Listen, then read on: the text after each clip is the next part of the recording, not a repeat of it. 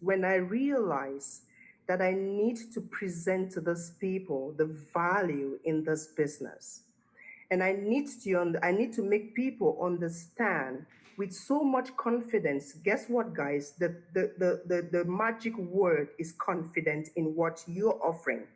And I need to present to people that I have a solution to a problem that they have.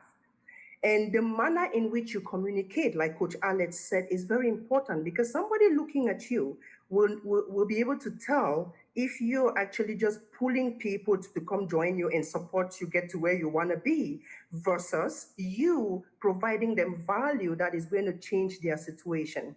So please, you guys, it is so critical to understand this business is because people come around and they want to start talking about business when they haven't invested in themselves. You cannot give out what you don't have. When I talk to a lead about my business, listen to how I'm talking about it. My business, it's something that I hold to my heart. I cherish it, and I don't give anybody any opportunity to talk me down on my business because you're going to have me to fight with, to battle with.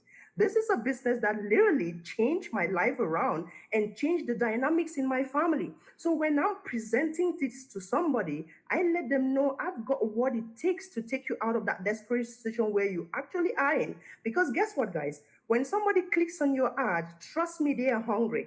Trust me, they need the change. Trust me, they want something for themselves. Trust me, they want more. But your approach to them will either make or mar them taking that decision to run the business. So you got to be confident. You got to know exactly what your business is, and that's where it goes to going through your training, equipping yourself, investing in yourself. Lots of us really don't want to learn what this business is, and we go to people. Remember, Mike asked a question: what is it that you can actually say to a lead who was interested, and they actually go, I don't want this anymore. Of course, it's the way you talk to them and you make them feel, oh, come on, this one just wants me to come and make them rich. But guess what? When I talk to you, you can tell from my voice that I don't need you to come and do this business anyways. I'm just here to help you. And if you need help, really need help, you're going to come with me because I am the doctor here and you are the patient. So confidence, you guys. You got to be confident. You cannot talk about a business of this nature in a way that will not get somebody, hello, please. Go invest in yourself, learn the business, understand the business model, and present it to somebody like the CEO that you are, because you are a pro. Are you going to drop the mic? All right. Last question of the night for the roundtable. Rowan, this one's for you. Somebody is asking what you would identify as your two biggest strengths that have had the largest impact in running this business. Mindset and personal development. Without that, you will never look at your T4A with $650,000 on it. Because if you don't have the mindset, you won't have the discipline, you won't have the consistency. Lots of people came throughout this 8 years and left, even dashes, they left the business because they didn't work on themselves.